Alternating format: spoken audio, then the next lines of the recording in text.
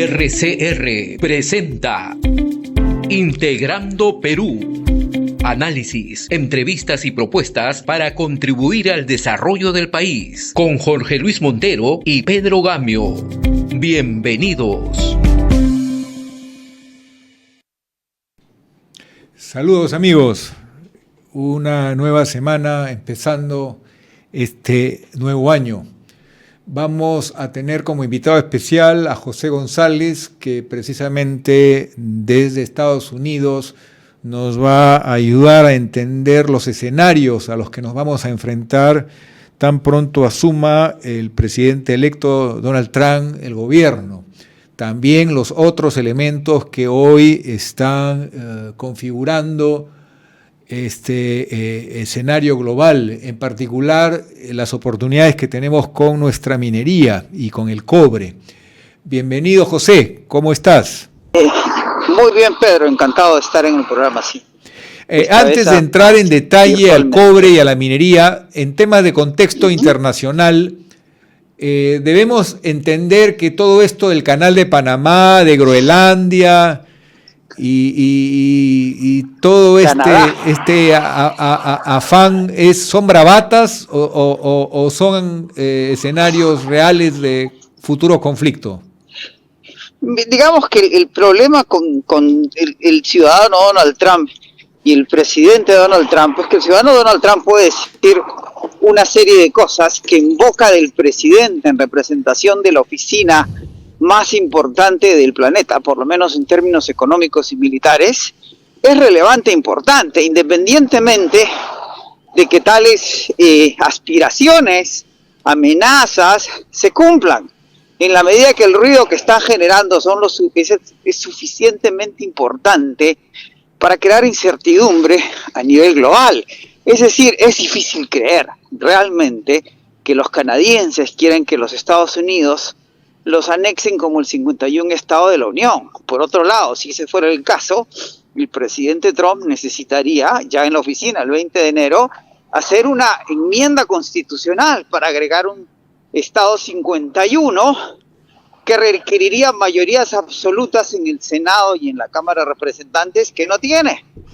Por otro lado, comprar Groenlandia requiere de la anuencia y aprobación de Dinamarca, y por otro lado requiere un desembolso que sería sustancial en un país que está saliendo de un ciclo inflacionario, de un crecimiento razonable pero no robusto, y que tiene un déficit fiscal del 7%, cuyos gastos en el pago de la deuda soberana son hoy día superiores al gasto militar, y que enfrenta una serie de gastos hacia adelante que no le permitían comprar Groenlandia. Y en lo que se refiere al Canal de Panamá, cuando los tratados Torrijos-Carter se decide entregar el canal, de alguna forma por la posición del presidente Carter ética, de que había que cesar esa ocupación implícita, explícita, de facto de Panamá, porque habían proyectado que en el largo plazo iba a ser imposible seguir protegiendo, cuidando, ocupando la zona del canal por los costos financieros, económicos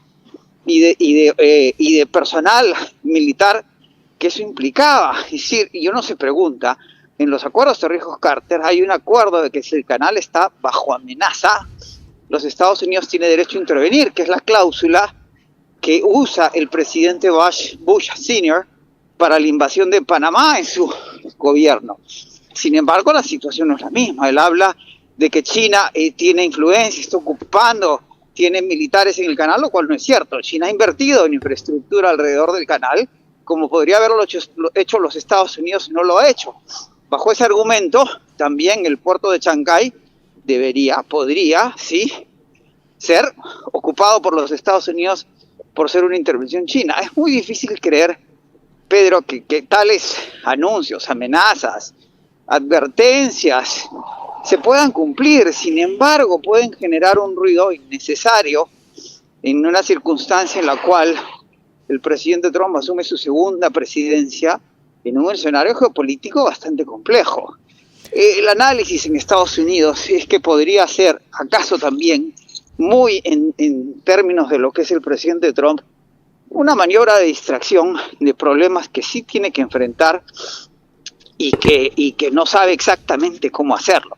Y para terminar, el caso de Canadá ha sido relativamente real sus efectos, en el sentido de que cuando el presidente Trump anuncia el incremento de las tarifas a Canadá y México inicialmente, y hay dos reacciones distintas, la del primer ministro Trudeau, que va a Mar-a-Lago a besar el anillo sin ser invitado, que fue la gota que derrama el vaso de la situación política canadiense que lo obliga a renunciar, y la actitud de la presidenta Sheinbaum de México, que tiene una llamada telefónica con él, luego de la cual el presidente Trump, electo Trump, dice que se ha comprometido la presidenta con él en cerrar la frontera, y ella dice que no. Y lo cual demuestra que la posición de Sheinbaum fue mucho más efectiva, eficiente que la de Trudeau. Y ha sido la misma actitud del presidente Mulino, que ha confrontado al presidente Trump sin buscar el conflicto, pero tampoco dejándolo que él atienda a su base política maga en los Estados Unidos y no atender a la propia en Panamá, cuyo nacionalismo es importante, que además las protestas del año 64, si no me equivoco.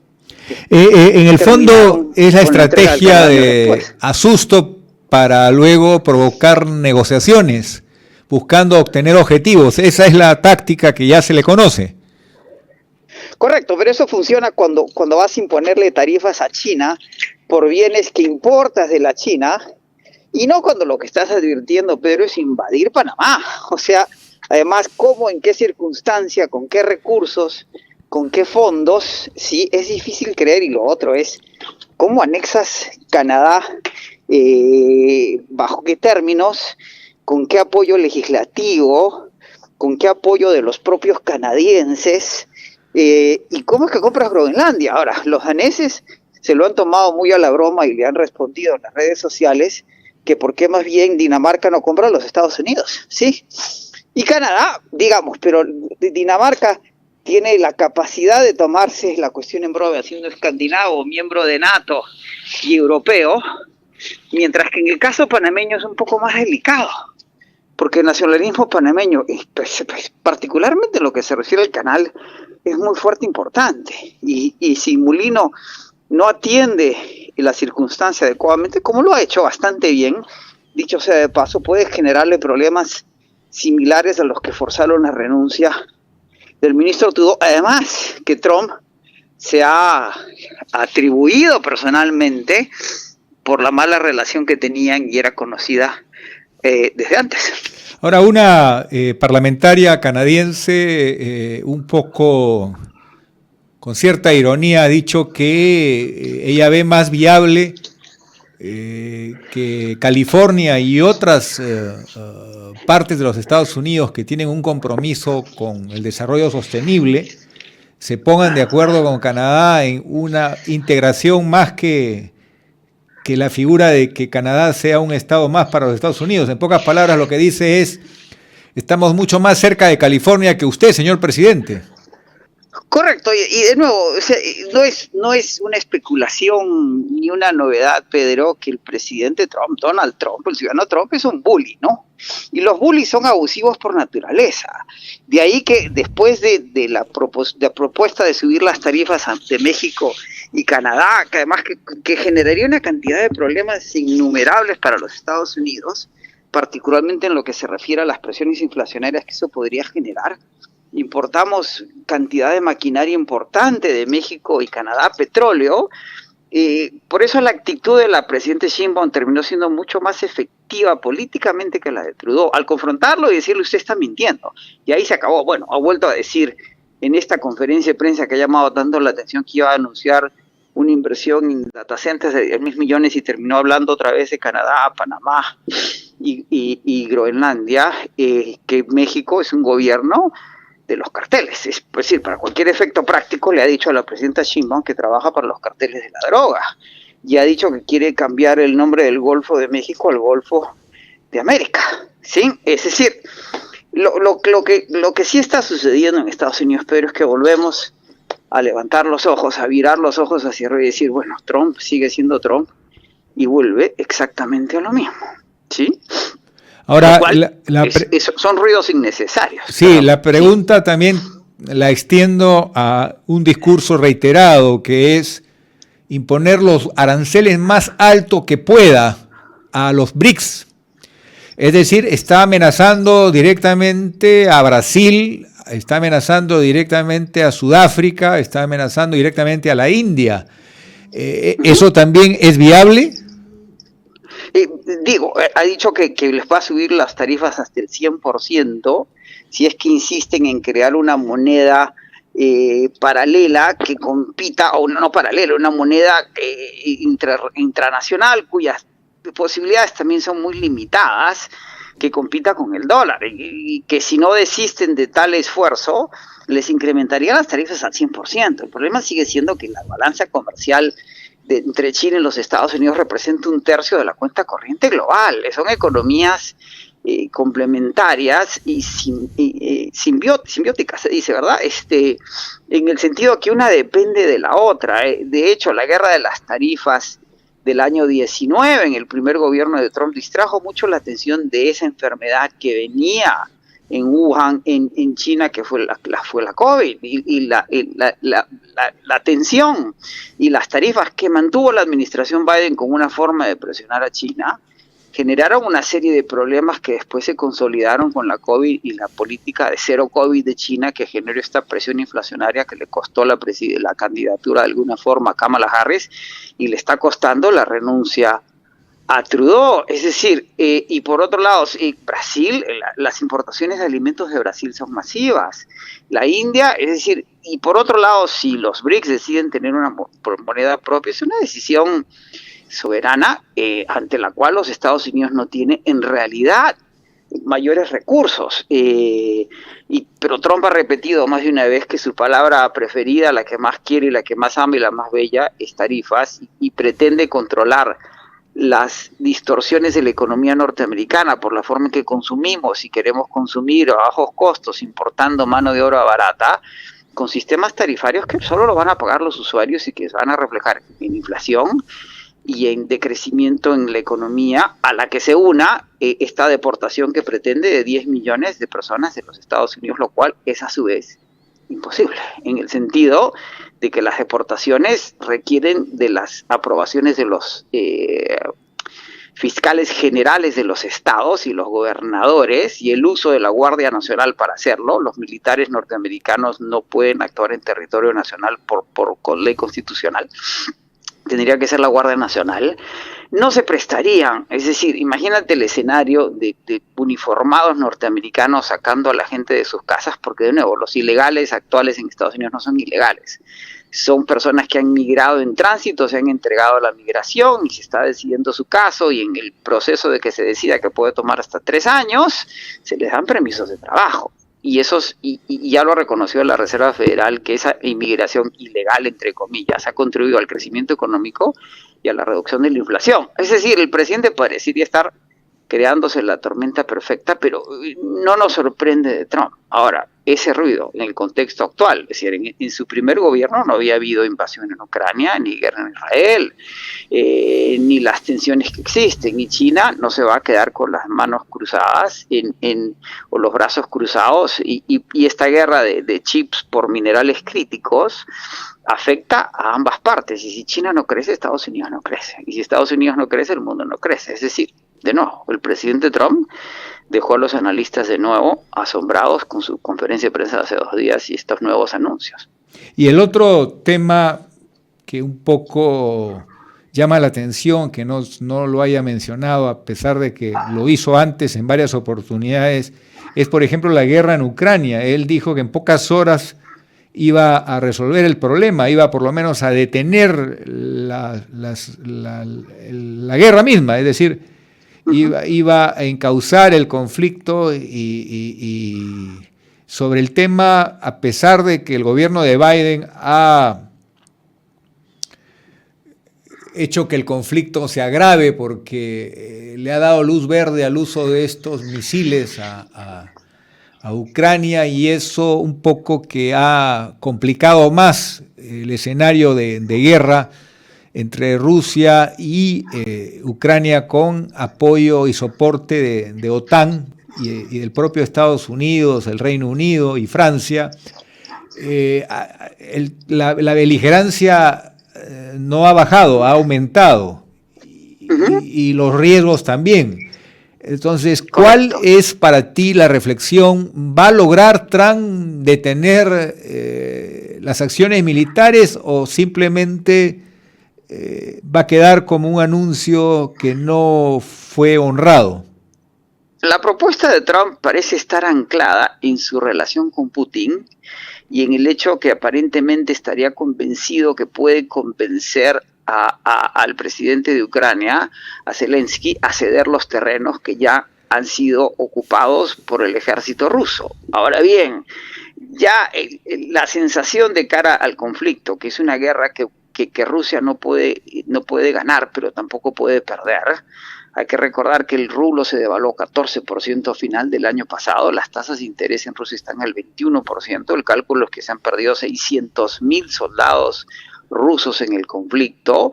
El colapso del gobierno de Al-Assad en Siria revela las debilidades de Rusia y el agotamiento de una guerra que puede prolongarse y que no lo favorece. Sin embargo, hoy día ya los analistas en Estados Unidos dicen que es una guerra que Ucrania está perdiendo lentamente, que tampoco la puede sostener, ¿sí? Que Ucrania no es necesariamente Vietnam, en donde murieron 2,5 millones de vietnamitas en un conflicto que se prolongó en su parte activa por 10 años, pero que fue mucho más prolongado que eso. Habría que ver si Zelensky va a ceder terreno sencillamente porque Trump se lo pida o lo amenace con suspenderle la asistencia financiera cuando la asistencia financiera de la Unión Europea ha sido superior a la de los Estados Unidos y esa no va a retroceder. Y por otro lado, que convenza a Trump a Putin de una cuestión que es una política nacional, cuando además queda claro que Putin no es amigo de Trump, sino que trata de influenciarlo y administrarlo de la mejor manera posible, ¿sí? Habiendo tenido cierto éxito en ese sentido, no le va a resultar ser tan fácil resolver el conflicto en 24 horas. Y ha dicho lo mismo, que si para el día en que él asuma la presidencia, que es en 12 días, jamás no libera a todos los rehenes, va a llover fuego sobre Israel, Palestina. Es decir, de nuevo, esas amenazas, y recordemos, ¿cuál fue el puntal de la elección del primer gobierno de Donald Trump? Un muro que iba a pagar México. El muro no se construyó y México no lo pagó. Eso tampoco nos sorprende con el presidente Trump. Ahora, de nuevo, siendo el presidente de los Estados Unidos en un segundo gobierno, tampoco es para descartar lo que diga, lo que quiera hacer o en lo que se vaya a enfocar en su segunda administración. Ahora, Rusia ha declarado con respecto a ese documento de borrador de acuerdo que hizo circular un asesor vinculado al presidente electo Donald Trump, en el sentido de que en 20 años podría ser Ucrania miembro de la OTAN. Ese extremo no lo ha aceptado Rusia. Es decir, Rusia ha contestado que prefiere en una negociación seria ir a los acuerdos que se incumplieron en Bielorrusia, donde efectivamente había un camino hacia la gradual separación de estas regiones, por lo menos tener gobiernos autónomos, y que eso iba a ser respetado por las partes. Al final, esos dos acuerdos no se honraron y comenzó una suerte de guerra civil que luego fue el antecedente a la decisión de Putin de invadir Ucrania, pero el conflicto interno era muy fuerte. El ejército de Ucrania estaba bombardeando sus propias ciudades de los rebeldes, ¿no? Entonces estábamos frente a un escenario muy complicado en Ucrania, pero eso tampoco justificaba la invasión de Rusia. En todo caso, hubiera seguido el conflicto interno, pero ya eso es pasado. Lo que veo es que no es tan fácil una negociación, salvo que se plantee un acuerdo al estilo Corea, donde nunca se firmó ningún papel, salvo Estados Unidos, porque Corea del Sur no lo firmó, Estados Unidos sí, de detener las balas, pero nada más. Correcto. O sea, lo que señalas es precisamente el crux, se dice cuando uno escala, la cruz del problema, que es un problema complejo, y además es un problema tan antiguo como la existencia de Rusia y posteriormente la Unión Soviética, como señalas, de conflictos internos y externos con dinámicas en la que el entendimiento de las partes y de las terceras partes fue limitado y fragmentado, como suele suceder en estos casos. Se especula mucho de que la CIA todo lo sabe, cuando al final la CIA se entera de que cayó el muro de Berlín por CNN y de que cayó el gobierno de Assad por CNN. Es decir, sí, tampoco es que los sistemas sean perfectos, y aquí no se esperaba. Es decir, ¿en qué terminó la primavera árabe, Pedro? En regímenes más autoritarios, pero en dinámicas que son más o menos irreversibles. Nicolás Maduro Moros asume, se imbuye se hace coronar la presidencia en Venezuela el viernes, y sin embargo lo importante es no lo que sucede el 10, sino el 11. Y las dinámicas que llevaron a este punto en Venezuela y a la tercera presidencia de Maduro, nadie se atreve a garantizar que sean sostenibles, ¿sí? En el camino sanciones de Trump, errores garrafales de la oposición, es decir, Venezuela se puede convertir en Nicaragua. Las detenciones en las últimas 48 horas están fuera de control, 120 rehenes americanos, 4 peruanos hay rehenes en Venezuela, ¿sí? Un gendarme argentino, para entender la cuestión venezolana. Y como señalas, es decir, Siria, es decir, la cuestión siria es tan compleja y tan delicada, es como que en la circunstancia venezolana, por decir, cualquier país latinoamericano hubiera bombardeado Maracaibo para evitar que los rebeldes tomaran el control de Miraflores en Caracas. Y lo mismo sucedió con Ucrania. Entonces la solución requiere, y sigue siendo en última instancia, así como el caso venezolano requiere de un acuerdo entre las partes venezolanas, porque los Estados Unidos no va a invadir Venezuela desde ninguna perspectiva, lo mismo sucede en el caso ucraniano. Y la diplomacia que requiere, que es lo que hizo Holbrooke en la ex Yugoslavia, es de un nivel de sofisticación que Trump ni sus funcionarios han demostrado en el pasado. Como ejemplo, Venezuela. Pero ya tu análisis incluye aspectos importantes que tenemos que tomar en cuenta. El hecho de que Venezuela tiene un pronóstico reservado. El mismo Trump ha declarado de que no quiere entrevistarse con el presidente electo o el presidente que tuvo la mayoría de los votos, pero que no ha sido reconocido por las instancias oficiales, y Maduro se ha autoelegido, ¿no? Correcto, ni siquiera elegido, porque perdió la elección, nos queda claro, no se ha autonombrado, sí, no sé cuál es exactamente. Pero Donald Trump no le ha dado el respaldo al candidato. Porque recordemos que él respaldó el plan de Bolton y de Abrams de reconocer a Guaidó, pensando que el gobierno de Caracas se caía en horas, y organizaron aquel concierto famoso en la frontera que se iba a ir desde ahí a Caracas, y tampoco sucedió, el que fue el presidente Piñera. Y que le permitió al gobierno de Maduro hacer una purga y limpiar las Fuerzas Armadas de personal profesional independiente o constitucionalista, ¿no? Correcto, y ese es un tema que Trump no ha olvidado ni ha perdonado. Y la pregunta en Venezuela es: ¿qué va a hacer Trump? Vuelve, es decir, Marco Rubio, el nominado para secretario de Estado, que ha permanecido en un silencio sepulcral desde el anuncio hasta las audiencias para el nombramiento que empezarán después del 20 de enero, con mucha cautela, no ha hablado del tema. El asesor de Seguridad Nacional también hizo un halcón trompista en contra de Venezuela. Claver Carone, el encargado para América Latina, que fue presidente del BID y subsecretario para el Hemisferio Occidental, durante el primer gobierno de Trump, parece que había una discusión interna entre quienes quieren que vuelvan las sanciones y levanten las licencias petroleras, sin las cuales Maduro no tiene vida. Recordemos que esta es una situación sui generis, en la cual Maduro es un rebelde, ¿sí? Que violó todos los acuerdos de Doha y los acuerdos de Barbados con la oposición venezolana y los Estados Unidos, y habiendo perdido la elección se la robó, se quedó, ¿sí? Y sin embargo, sin la inversión y la actividad de Chevron en la producción petrolera, no tiene vida. No, pero ahorita Chevron está operando con luz verde, gobierno americano. Por supuesto, por eso mismo. Es decir, Maduro, que habla en contra de los Estados Unidos, requiere a los Estados Unidos y a Chevron para que siga produciendo petróleo. Y esa producción de petróleo está en manos del presidente Trump. El presidente Biden, la administración Biden renovó la licencia por 6 meses más. Es una licencia que se renueva cada mes por 6 meses. ¿Sí? Es un rolling license. Básicamente pasándole la decisión a la administración Trump, pero Trump la elimina y en 30 días se acaba Chevron. Es decir, sí, ese es el poder que tiene y Maduro se queda sin caja y tendrá mayores problemas de los que enfrenta actualmente. No sé si se acabe Chevron porque es muy grande, pero sí le quitaría peso a la capacidad de producción que hoy maneja en el escenario internacional Estados Unidos. Correcto.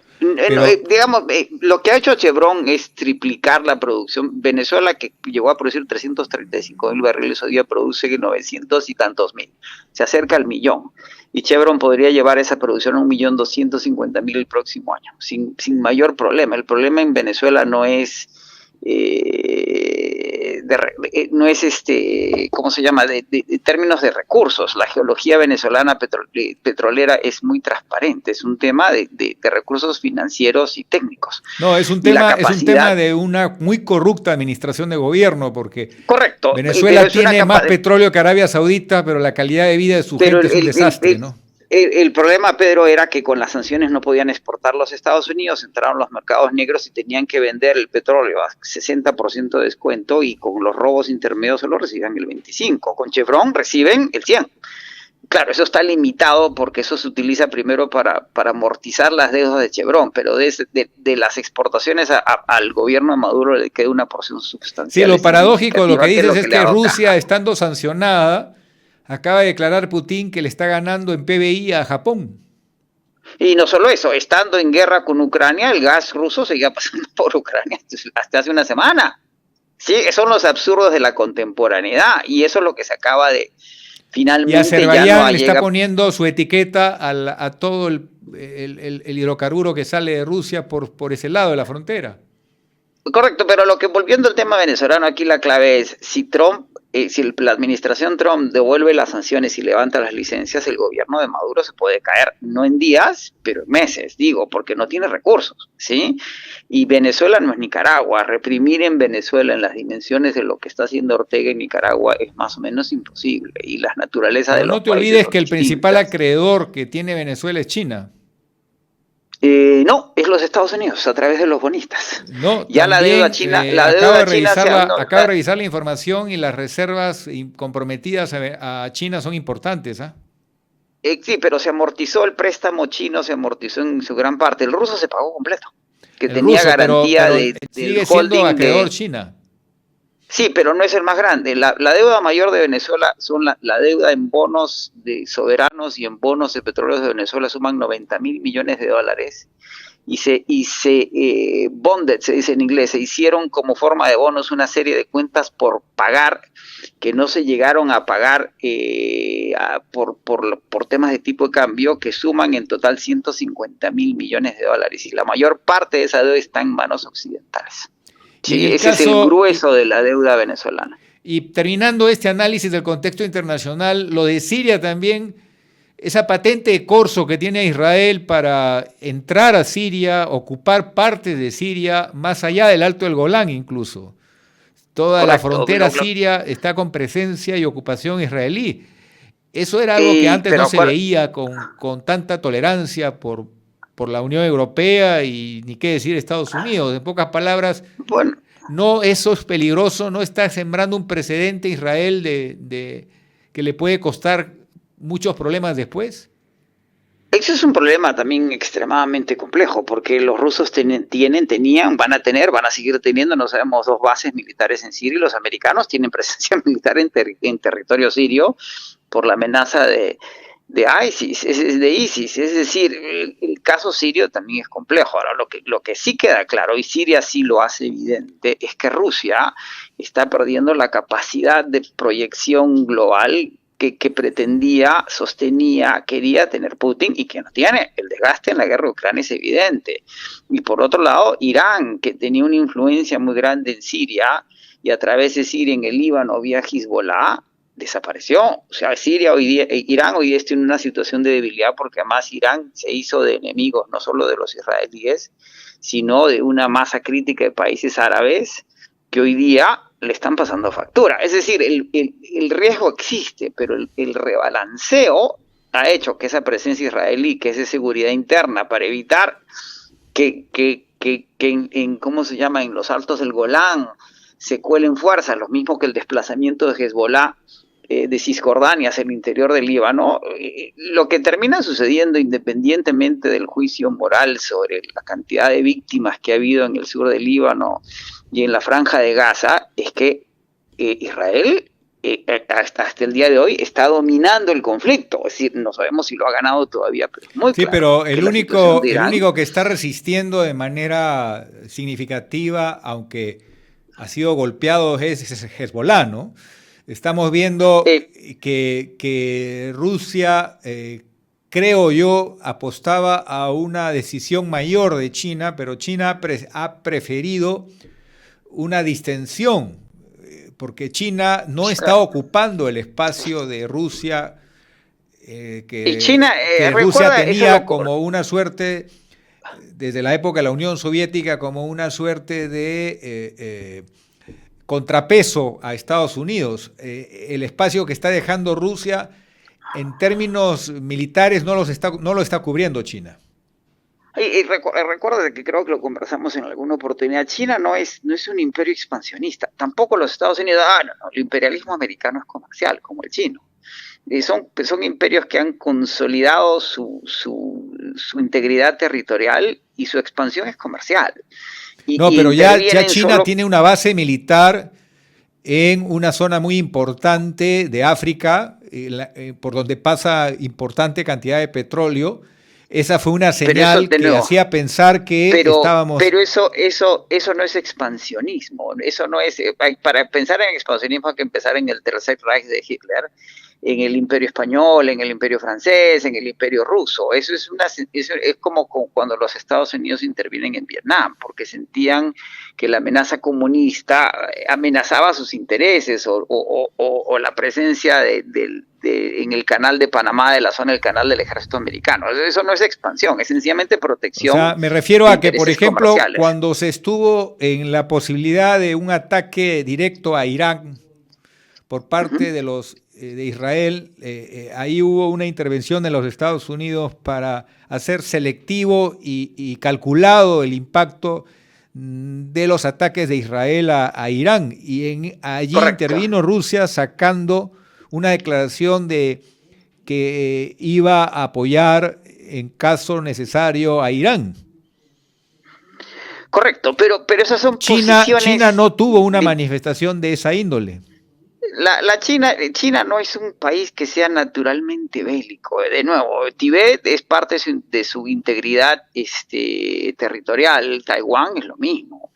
Pero el presidente Xi le aseguró al presidente Biden, tanto en San Francisco como en las reuniones previas a Lima, lo que pasa es que la reunión de la PEC en Lima ya fue posterior a la elección y el tono fue otro, que no había ninguna intención en tener una guerra alrededor de Taiwán, lo cual no implica que China no vaya a cesar en su intento de volver a recuperar Taiwán. Es decir, hablando de nuevo de otra situación compleja. Y es un tema más ideológico nacionalista que un tema territorial o de tomar control de la fabricación de semiconductores que demandan de la intervención de 35 países distintos trabajando en conjunto, que una invasión de China no solucionaría. ¿Sí? Sí, la fuerza de China está en la economía, eso es indudable. Exactamente, y la multipolaridad lo que es un fenómeno más complejo que el de la Guerra Fría. Y ahora, donde sí ha habido un juego peligroso es en presencia de músculo militar en la zona del Mar de China, ¿no? Correcto, ahí siempre va a haber una tensión en el estrecho de Taiwán, y hay una tensión en la expansión de la flota china en el Pacífico, pero es un territorio natural. Eso es como condenar a los Estados Unidos por haber sido anexado a Hawái en un momento dado, incluso las Filipinas, ¿sí? Que también es un territorio que devolvió. Viene otra tensión en el futuro que por el calentamiento global y el deshielo En el Ártico, Rusia y China están abriendo rutas por el norte que van a competir con el Canal de Panamá y con rutas comerciales existentes. Todas esas partes vienen en la complejidad, lo cual subraya que la globalización no es que esté retrocediendo, se está transformando, ¿sí? Pero Sí, no puede cesar. Está en alguna medida entrampándose la globalización. En pocas palabras... Como la conocemos, pero se está transformando el nearshoring, el friendshoring, o sea, no. Y por ejemplo, Trump quiere garantizar la seguridad energética de los Estados Unidos con recursos domésticos. Estados Unidos hoy es el mayor productor de petróleo en el mundo con 13 millones de barriles diarios. Rusia produce 9,6, Arabia Saudita 9,2 y de ahí viene el resto, ¿sí? El plan es incrementar la producción en 3 millones más. Ahora, eso es petróleo de fracking, de esquisto, que es caro y que es medioambientalmente complejo y requiere de permisos estatales. Y Biden lo saluda terminando su gobierno declarando intangibles amplias zonas del territorio norteamericano.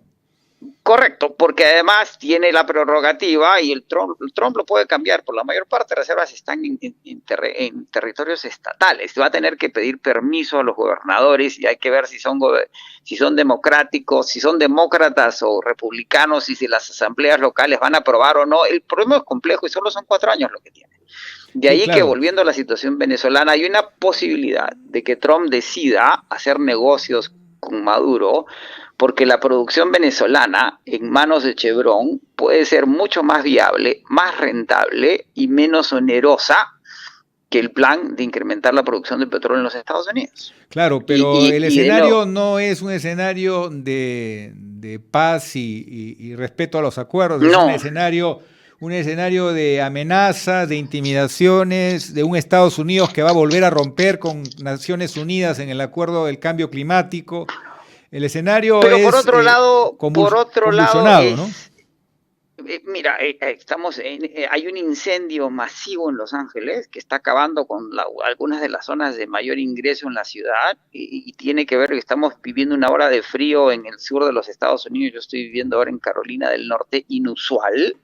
¿Y por qué hay un incendio de esas magnitudes? Porque los vientos entre las corrientes frías y calientes de la costa oeste de los Estados Unidos, que es lo que propaga el fuego, tampoco Trump puede ignorar completamente el calentamiento global. Y recordemos lo que mencionamos en la última entrevista que tuvimos en Lima. La mayoría de Trump no es masiva, tiene 3 senadores y 5 diputados. Eso es su mayoría. Y la otra mitad del país que no votó por él se va a activar. Me parece que incluso hay uno menos porque le estaría dando un cargo en el Ejecutivo.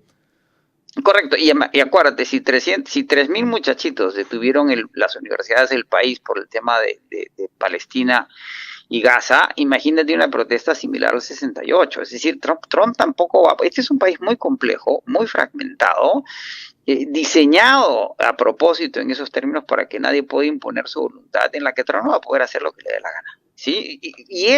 Pero eso nos va a crear mucho ruido. Ahora, volviendo a América Latina, para redondear el análisis, el problema ya no es solo lo que va a pasar a partir del 21 de enero, sino qué va a pasar en 4 años después. Es decir, qué partido republicano va a tener los Estados Unidos, qué partido demócrata. Este es un país estable, se va a convertir en un país inestable. Sí, Savonarola gobernó Florencia por 3 años, pero los Medici no pudieron volver a Florencia por 12 años, ¿sí? Por esos 3 años de tumulto que creó la existencia del Renacimiento. Y el ruido para América Latina va a ser mucho más grande que para la Unión Europea, que tiene fortalezas propias, para Asia, las ciudades-estado italianas, o antes de que Italia nazca, los esfuerzos democráticos terminaron muriendo, ¿no? Pero renacieron en el tiempo, como será la primavera árabe y la independencia latinoamericana que se sigue consolidando. Pero lo que me refiero es que en América Latina necesitamos empezar a pensar en cómo articulamos una unión que vaya más allá de si AMLO y Boluarte se llevan bien o no, o si se quieren o no, o si se caen bien o no, y si uno es de derecha o el otro de izquierda, lo que sucede en Europa. Hoy día la líder de la Unión Europea es la presidenta Meloni, y es fascista. Sí, ahora es una fascista contemporánea, es globalista, es europeísta, es sofisticada. Yo creo que tampoco hay que tenerle miedo a los fascistas, siempre y cuando sean contemporáneos, sí. Ojalá que no tomen literalmente tu frase porque suena intimidante, pero Pero vayamos a la minería. Pero ella, además, lo bueno es que se reconoce como tal. Es decir, de nuevo, es como, hay que dejarle de tener miedo a los comunistas también, ¿sí? Los nazis sí están proscritos, porque eso cruzó el Rubicón de cualquier nivel de humanidad. Pero a lo que me refiero, y estoy citando, ella se reclama como fascista. Ok, fine, pero es europea y se ha convertido es la heredera de Merkel. Ok, y es amiga de Trump. Ok, sí, el problema con el presidente Trump no es que sea conservador, es que es caótico, sí, y sale con cosas que son inejecutables, pero que generan mucho ruido y movilizan a su base social, que a su vez genera, sí, ahora, este país que heredaremos en 4 años y que puede seguir en una suerte de tumulto, va a demandar que América Latina encuentre mecanismos que hagan que la región sea relevante hacia adelante. Tenemos los recursos minerales y metálicos más importantes del planeta, fuera los de China, los recursos agroindustriales más importantes del mundo, exportamos $100.000 millones al año en alimentos. Creo que podemos cerrar esta parte internacional rindiéndole homenaje a Jimmy Carter, que no hubiera visto con buenos ojos, no hubiera sido tan tolerante y permisivo con tanto niño que muere en Gaza, con una indiferencia global que sorprende, ¿cierto? Sí, y sin embargo Jimmy Carter no fue un presidente exitoso, lo cual dice mucho también de cómo es que se ejerce el poder, ¿sí?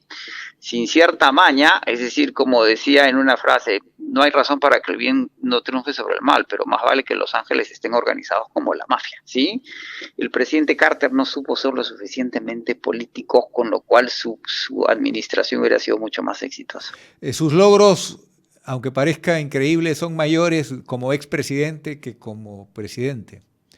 Lógico, y además por aquella frase de Alan García que en política no se puede ser ingenuo, tampoco hay que llevarlo al extremo que lo llevó el gobierno de García, pero el poder requiere, y esa es la reflexión alrededor de la muerte del presidente Carter, que ya ha tenido los honores de Estado en Washington, D.C., curiosamente 12 días antes de la asunción de... Y ha sido poco elegante que el presidente Trump electo lo critique en momentos que le están rindiendo homenajes póstumos, ¿no? Obviamente, pero eso es muy de Trump. Pero a lo que me refiero es que en América Latina requeremos una gran dosis de pragmatismo porque la región es relevante, pero solo va a ser relevante cuando tengamos un mecanismo que no sea Mercosur, que no sea el Pacto Andino, que no sea las instituciones fragmentadas, ¿no? Es decir, un consenso político mínimo. Bueno, el realismo está en ponernos las pilas con el cobre, ¿no? En el caso del Perú, sin duda, es decir, más que sin duda, es decir, el cobre va a ser el motor de la economía peruana, no fundamental, pero el que va a sentar dinámicas importantes en el futuro hacia adelante, más aún en la discusión que viene sobre la producción al cierre de este año, y entre los analistas que hablan de que la producción del cobre en el Perú ha llegado a un plató cuando las series históricas. Yo acabo de terminar un análisis de la producción del cobre en el Perú desde el año 1980 hasta las proyecciones hasta 2037, Pedro, y el impacto que va a tener el cobre en la economía peruana es realmente importante. Y hay que empezar a verlo en términos de inventarios y de largo plazo, y no sencillamente en estadísticas de año a año o inversión de año a año que no necesariamente reflejan las dimensiones de lo que ha sido y de lo que va a hacer el cobre en los próximos 15 años. En pocas palabras, está bien ese cuadro de objetivos anuales que acaba de publicar el Ministerio de Energía de hacer realidad avances en 11 proyectos en un año. Sí, claro, sin duda. O sea, el que pide poco es un loco. Y dicen que hay quien dice que los emprendedores sueñan. No, los emprendedores no sueñan, imaginan. ¿Sí? El que sueña está dormido o no va a realizar sus sueños. Quienes hacen magia son los que hacen que lo imaginado se vuelva en realidad. ¿Sí? Y están criticando al exministro mucho porque dijo que íbamos a producir 3 millones y probablemente no superemos el nivel de producción del año pasado. La expectativa es que podemos cerrar en 2.800.000 toneladas, que sería un 4% por encima de lo que se produjo en el 23, o podríamos producir 7% menos, ¿sí? Sin embargo, aspirar a los 3 millones así no se hayan logrado, no es ningún problema. Más bien, todo lo contrario, ¿sí? Y hay que tener en cuenta claramente que la demanda del cobre, según las expectativas de todos los analistas internacionales, se va a incrementar 3% al año por los próximos 20, 30 años, haciendo que la demanda se incremente en 70%. Y cuando hacemos una proyección... ¿Qué te parece esta nueva concesión por este nuevo proyecto en Piura que marca una pauta de entendimiento entre una grande y las empresas familiares que vienen desarrollando la pequeña minería, la minería artesanal? No es la primera, pero es una de Correcto. las empresas más grandes de propiedad de peruanos, y es aumentar la participación de esta alianza entre pequeños y grandes, buscando las mejores prácticas y un entendimiento de los actores sociales. Es un escenario además muy sensible y que ha resistido a la minería, que ha sido Piura. Sí, correcto. Mira, yo veo la oportunidad, Pedro, cuando los mineros protestan frente al Congreso para la extensión del Reinfo, sin duda, pueden estar colados los ilegales, pero cuando son informales, cuando veo un video sobre la minería comunal, que te dicen las comunidades andinas siempre han vivido la agricultura y la minería, cuando se habla de minería ancestral, y sin duda pueden haber ilegales que se disfracen de ancestrales, también hay estafadores que se disfrazan de banqueros, ¿sí? Y sobran, no en Lima, sino en la ciudad de Nueva York, como Madoff, el gran estafador que estafó a la élite neoyorquina, no está en Lima ni en Caraballo, está en la ciudad de Manhattan, en el Upper East Side, ¿sí? En un apartamento de millones de dólares. Es una oportunidad, es decir, en el Perú protestamos para defender a la minería y no para atacarla. Sin duda que hay problemas que hay que atender, pero sencillamente tomando en cuenta 1, 2, 3, 4, 5, 6, 7, 8, 9, 10, 11, 13 proyectos, 13, 14 proyectos que analizó el IPE y acaba de anunciar el MINEM. Solo esos 13 proyectos podrían representar que entre el 2027 y el 2037 se produzcan 2.448.000 toneladas más de las que producimos al cierre del año 23, para no asumir todavía el número del 28, que no, pero del 24, mi pregunta, que no lo tenemos completo. Al citarte este caso, que es innovador, no es el primero, pero avanza en una línea de proyectos donde se junta la gran empresa con los pequeños y les plantea una hoja de ruta. Esto es algo que no marca la historia de la minería peruana, es algo que puede significar un punto de quiebre en sentido positivo. Sí, y sin duda, porque lo que hay que hacer, acuérdate que la minería informal, hay secretos a voces en la minería que no se quieren decir, pero el acopiamiento de la minería informal es parte de la práctica minera peruana, y de lo que se trata es de formalizar eso, ¿sí? Cuando los transportistas hacen una huelga para que se evite la extorsión, están protegiendo sus propios intereses, y eso se puede articular para proteger los intereses de los usuarios. El Estado se dan oportunidades, y eso es lo que sucede en la minería. El Estado lo que tiene que hacer es su rol, que es la trazabilidad con tecnología moderna para que no haya sacadas de vuelta, ¿no? Y articular los intereses y vigilar. El Estado es un árbitro entre lo social, lo público y lo privado, ¿sí? Y sin un árbitro, un partido de fútbol no es un partido de fútbol, es una caimanera, le dicen en Venezuela los partidos informan una pichanga, ¿sí? En donde son todos contra todos. Yo me acuerdo, yo disfrutaba mucho las pichangas en el colegio, pero uno salía bien magullado. El Estado es un árbitro que permite que y el emprendimiento siempre es... El progreso es tumultuoso y el emprendimiento es desordenado, que eso decía la secretaria Yellen cuando hablaba del Bitcoin. Este es un país capitalista, aquí promovemos la innovación, hasta que la innovación empieza a cruzar ciertos niveles en que hay que ponerle reglas. Y ese anuncio de articular intereses informales, ancestrales, e incluso ilegales eventualmente. Las Vegas empezó como un paraíso en el momento más crítico de la mafia norteamericana, cuando el Estado tiene que poner orden. Básicamente estoy ficcionalizando la situación. Le dice a los mafiosos: miren, si ustedes quieren alcohol, juego y los placeres del cuerpo, hay un sitio que se llama Nevada, ¿sí? Y ahí pueden hacer todo, pero bajo la ley. con orden, pagando impuestos, con supervisión. ¿Y qué es Las Vegas? Eso es Las Vegas. El primer casino que se abrió en Las Vegas fue el Flamingo, que lo abrió Paxi Siegel. ¿Sí? ¿Me dejo entender? Y esto requiere de grandes dosis de pragmatismo, y no decir que el Perú está condenado, gobernado por delincuentes, y que las mafias de la minería van a acabar. No, la minería ha producido, Pedro, entre 1980 y 2024, la del cobre, 276.637 millones de dólares. ¿Sí? Con una producción total de 46.937.000 toneladas. En los próximos 2 años, si solo se cumplen estos 13 proyectos, vamos a producir 50.000 toneladas, es decir, 107%, y vamos a generar un ingreso de 594.000 millones, que son 215% en 12 años de lo que se generó en 44. Y para el cierre del año 37, podríamos duplicar la producción de cobre, ¿sí?